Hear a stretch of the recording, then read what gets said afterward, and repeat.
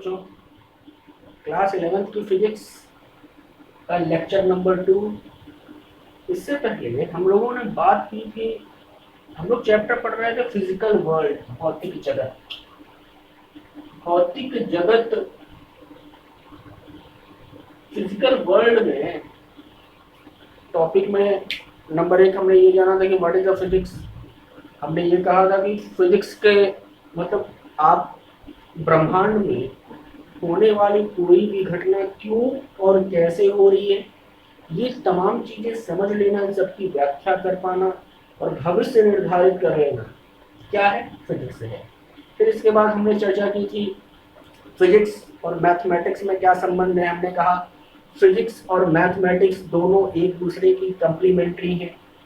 उसके बाद हमने ये देखा था कि फिजिक्स में दो ही मूलभूत सिद्धांत हैं, पहला था यूनिफिकेशन और दूसरा था रिडक्शनिज्म।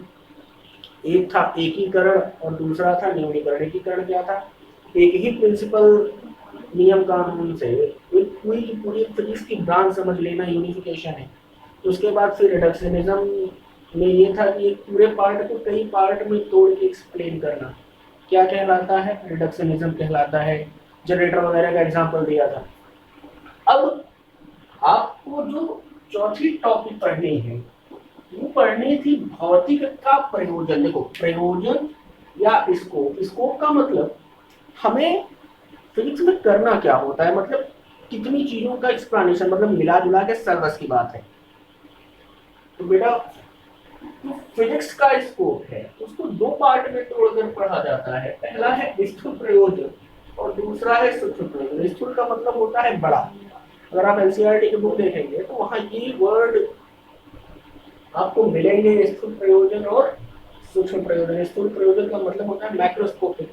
मैक्रोस्कोपिक का मतलब फिजिक्स की बहुत बड़ी ब्रांच, आप ऐसे समझिए, बहुत बड़ी ब्रांच। और उस ब्रांच में बहुत तमाम चीजें ऐसी होती हैं जो चीजें आपको दिखाई देती हैं आंख से, आपको इमेजिनेशन वगैरह, जब आपको ये पूरा पढ़ लेंगे तो ये तमाम चीजें आपको समझ में आएंगी कि क्या डिफरेंस है सूक्ष्म में और स्थूल में। स्थूल का मतलब बड़ा, स्थूल का जो शाब्दिक अर्थ होता है, स्थूल का मतलब होता है बड़े से।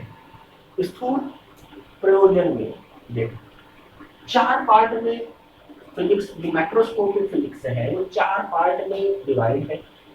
पहली है यांत्रिकी, मैकेनिक्स, दूसरी है ऊष्मागतिकी, थर्मोडायनेमिक्स, तीसरी है वैद्युत चुंबकत्व और चौथा है प्रकाश।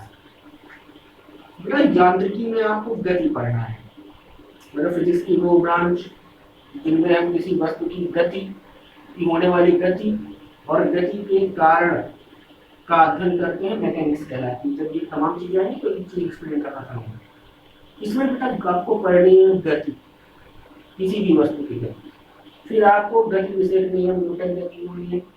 फिर वर्क, पावर, एनर्जी किस तरह से इनको प्रभावित करती है, घूर्णन गति, गुरुत्वाकर्षण, उपग्रहों की गति, तरलों के गुण, कोषों के गुण, प्रकाशिकता वगैरह आएंगे। गैसों का अणु गति सिद्धांत और ऊष्मागतिकी। ऊष्मागतिकी मतलब फिजिक्स की वो ब्रांच जिसमें हम हीट का अध्ययन करते हैं।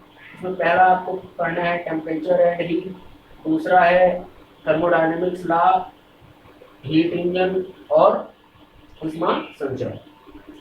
तो ये तमाम चीजें आपको 11th में ही मिल जाएंगी पढ़ने के लिए।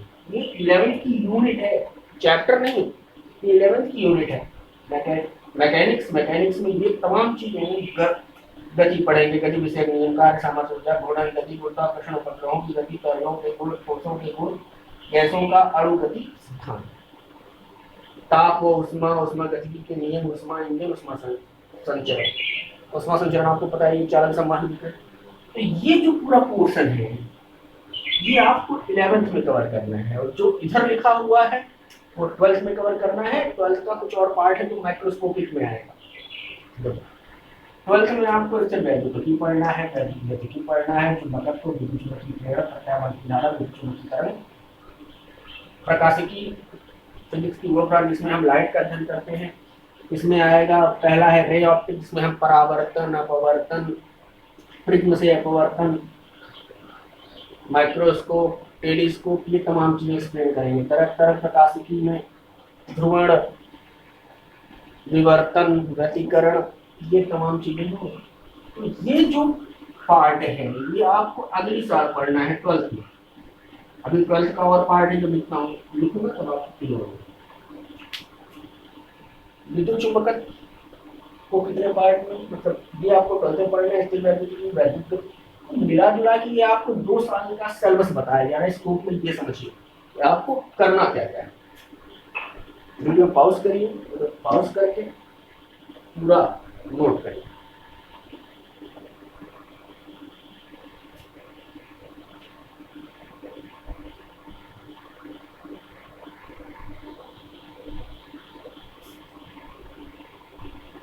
फिजिक्स की, जो फिजिक्स के स्कोप में जो दूसरा पार्ट आता है वो आता है माइक्रोस्कोपिक। माइक्रोस्कोपिक आपको 12th में पढ़ने को मिलेगा। देखो, परमाणु संरचना, ये 12th की फिजिक्स में है, और 11th की केमिस्ट्री में, एटॉमिक स्ट्रक्चर में अलग से पार्ट होगा, स्टार्टिंग में केमिस्ट्री में। फिर न्यूक्लियर फिजिक्स और सेमीकंडक्टर, अर्धचालक, इसमें आप सिलिकॉन वगैरह ये तमाम चीजें आप देखेंगे। तो एटॉमिक स्ट्रक्चर, न्यूक्लियर फिजिक्स और सेमीकंडक्टर, ये सब आपको 12th में पढ़ने को मिलेगा। 11th वाला कोर्स और 12th वाला कोर्स क्लियर हो जाना चाहिए। माइक्रोस्कोपिक, मैक्रोस्कोपिक दोनों क्लियर, और इसके बाद आप हेडिंग लगाएंगे एक्साइटमेंट ऑफ फिजिक्स, भौतिक की उत्तेजना। मतलब हमको भौतिक बताती क्या क्या है, या फिजिक्स हम कैसे पढ़ सकते हैं। पहले इसको नोट करो फिर बताता हूं।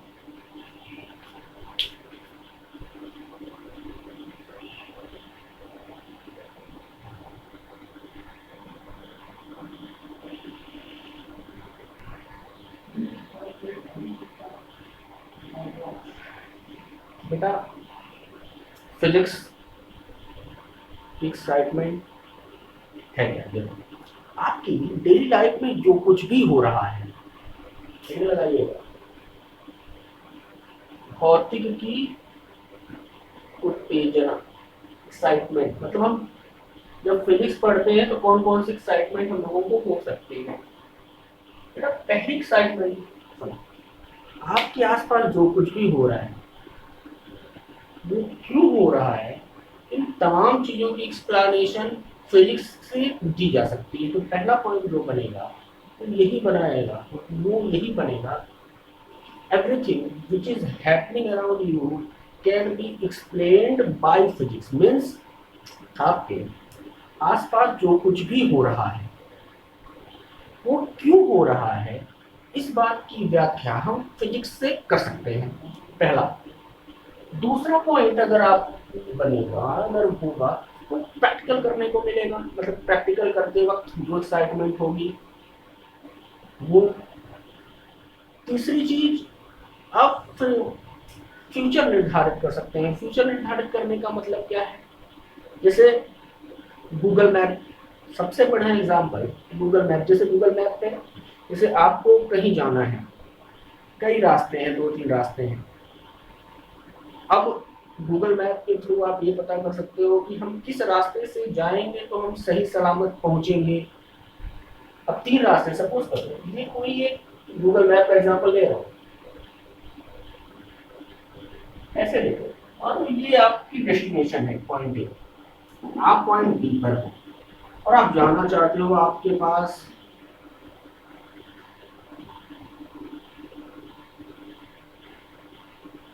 तीन रास्ते, गूगल मैप ने आपको 3 रास्ते बताए।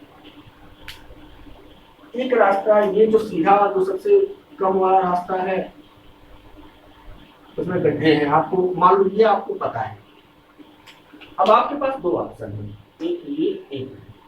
अब फ्यूचर क्या, अगर आपको फ्यूचर निर्धारित करना होगा तो आप, जाहिर सी बात है, बाय नेचर आप शॉर्टकट रास्ता चुनोगे। अब मान लो आप ये पता करना चाहते हो, आपको ये रास्ता पता था, ये दोनों नहीं पता था, आपने गूगल मैप के थ्रू ये देखा और आपको ये दोनों रास्ते दिखाई दिए, तो जाहिर सी बात है आप फ्यूचर कौन सा निर्धारित करोगे। आप इससे जाओगे, इससे जाने से क्या भैया पेट्रोल कम खर्च होगा, कम एनर्जी वेस्ट होगी, हम आराम से पहुंचेंगे।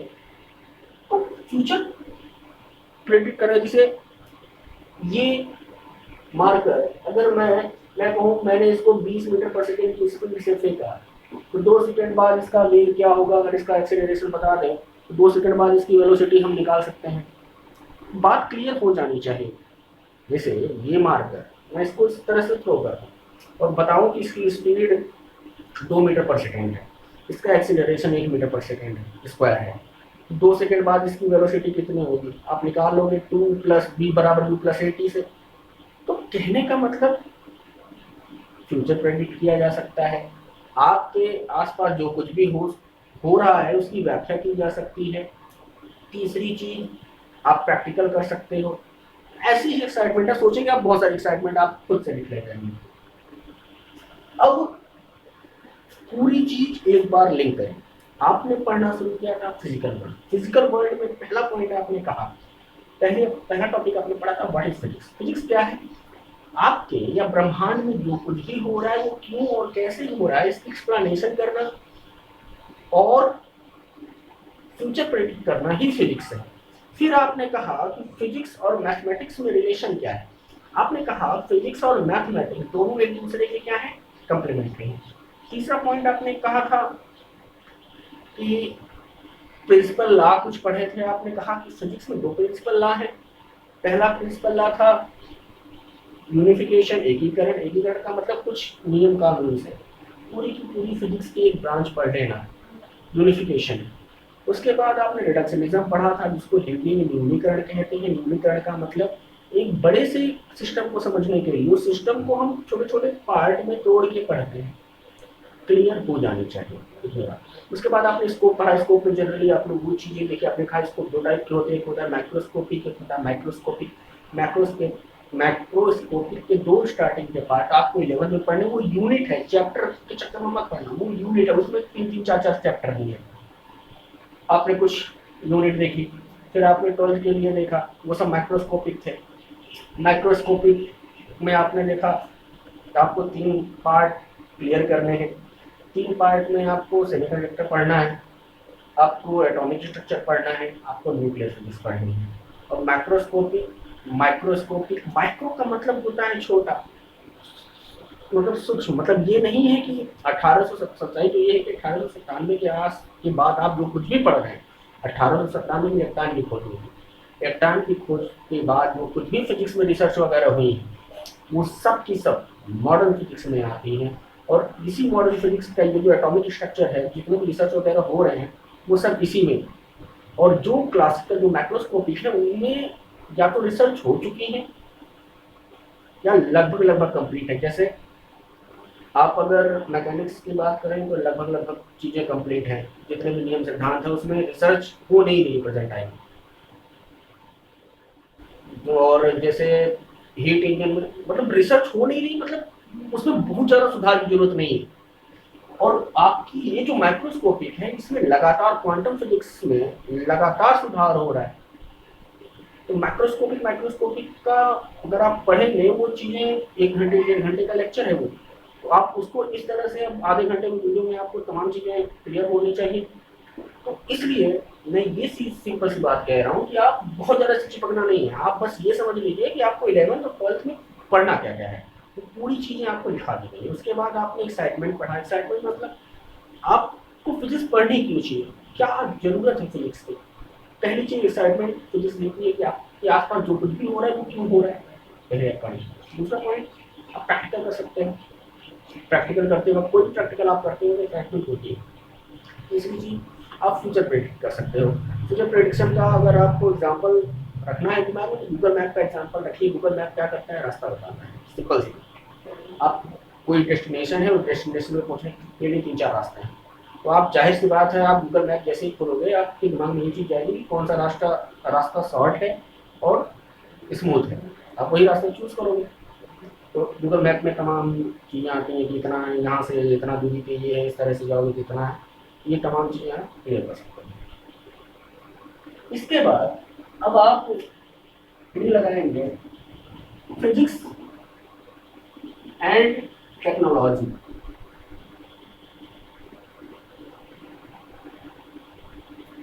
भौतिकी व तकनीक। देखो पहला पॉइंट ये बढ़ेगा कि फिजिक्स या नई फिजिक्स नई टेक्नोलॉजी देती है। नई फिजिक्स नई मतलब आप कहीं फिजिक्स लगाएंगे वो नई टेक्नोलॉजी दे सकती है। एग्जाम्पल अगर आप सोचेंगे, जिस चीज से आप एक वीडियो देखेंगे, सबसे बढ़िया एग्जाम्पल है, देखो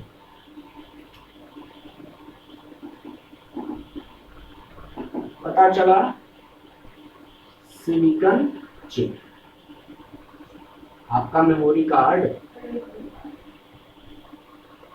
सिलिकॉन चिप में आपने कौन सी फिजिक्स लगाई? सेमीकंडक्टर की। सोचो, पहला पॉइंट लिखो, new physics gives new technology।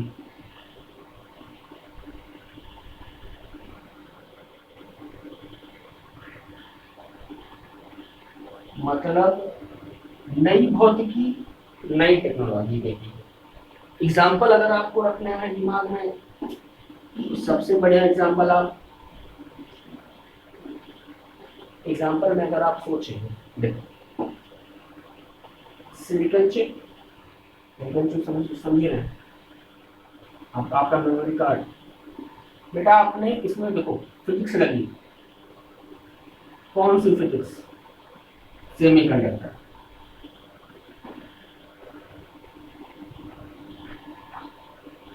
इसमें क्या दे दिया आपको? Laptop, mobile. अब आप देख ही रहे हैं, पहले क्या था?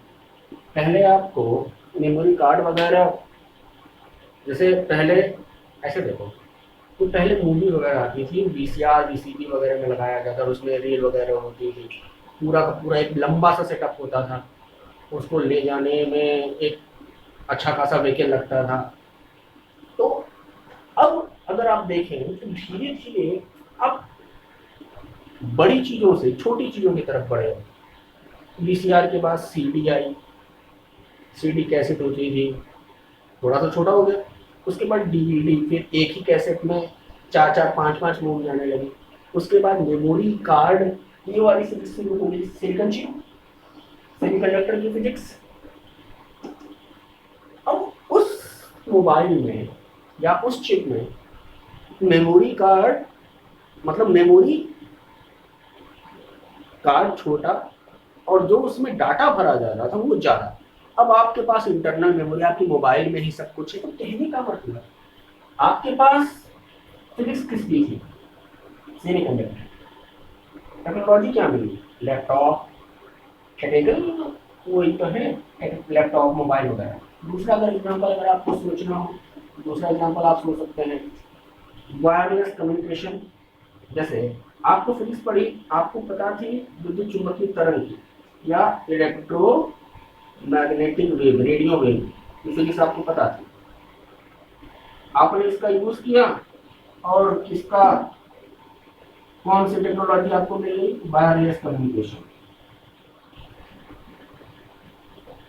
वायरलेस कम्युनिकेशन,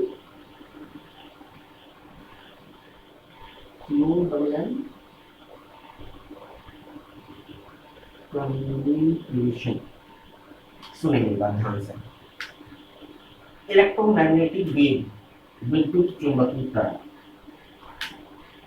के, रेडियो वेव की फिजिक्स आपको पता थी, रेडियो वेव की फिजिक्स आपने लगाई, आपको वायरलेस कम्युनिकेशन। वायरलेस कम्युनिकेशन का मतलब जैसे आपकी मोबाइल, आप मतलब ट्रांसमीटर और रिसीवर के बीच कोई वायर नहीं है, लेकिन सूचना का आदान प्रदान हो रहा है, तो किसके वजह से संभव हुआ?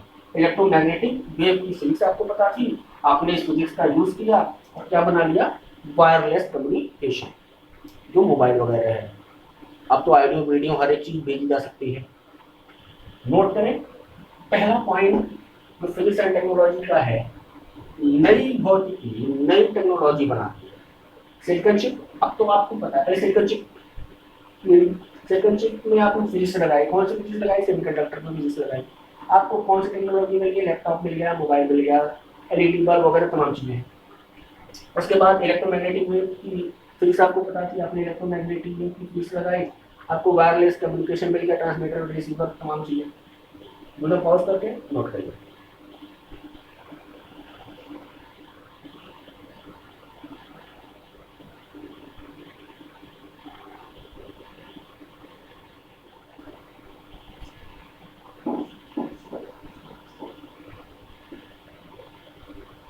अब अगला पॉइंट जो बनेगा वो है कि नई तकनीक की आवश्यकता नई फिजिक्स को जन्म देती है। नीड ऑफ न्यू टेक्नोलॉजी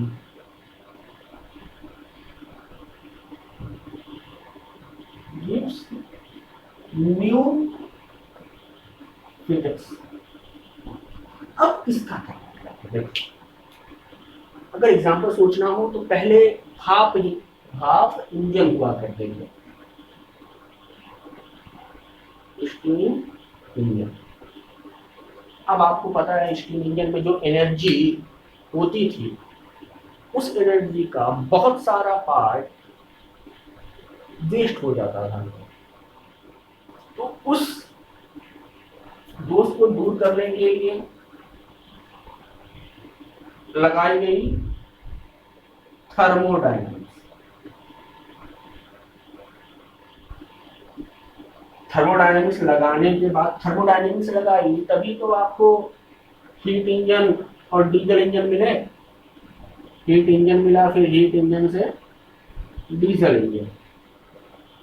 तो कहने का मतलब क्या है? कहने का मतलब ये, पहले टेक्नोलॉजी क्या थी? Steam engine. अब स्टीम इंजन से हमको बनाना ये था कि हीट इंजन। तो स्टीम इंजन से हीट इंजन की आवश्यकता थी, इसको बनाने के लिए थर्मोडायनेमिक्स आई, तब ना हीट इंजन और डीजल इंजन बना। तो थर्मोडायनेमिक्स फिजिक्स की जो ब्रांच है, थर्मोडायनेमिक्स स्टीम इंजन में आपने थर्मोडायनेमिक्स लगाई, तब हीट इंजन और डीजल इंजन बना। क्लियर हो जाना चाहिए। तो 2 पॉइंट है, नई फिजिक्स नई टेक्नोलॉजी देती और नई टेक्नोलॉजी की आवश्यकता नई फिजिक्स देती है। स्टीम इंजन पहले था, स्टीम इंजन में प्रॉब्लम क्या थी? प्रॉब्लम ये थी कि जो एनर्जी मिल रही थी वो उसमें एनर्जी का बहुत सारा पार्ट वेस्ट हो जा रहा था। अब हम चाहते क्या थे वो लोग? वो चाहते ये थे कि एनर्जी कम वेस्ट हो। एनर्जी कम वेस्ट करने के लिए उन्होंने कौन सी फिजिक्स लगाई? थर्मोडायनेमिक्स। तो इसकी आवश्यकता थी न्यू टेक्नोलॉजी। न्यू टेक्नोलॉजी लगाने के लिए फिजिक्स लगानी पड़ी, जिसको थर्मोडायनेमिक्स कहते हैं। इससे स्टीम इंजन से हीट इंजन फिर डीजल इंजन क्लियर हो जाना चाहिए। बेटा इसके बाद आप टॉपिक लगाएंगे nuclear force, sorry force in physics, और इसकी चर्चा करें।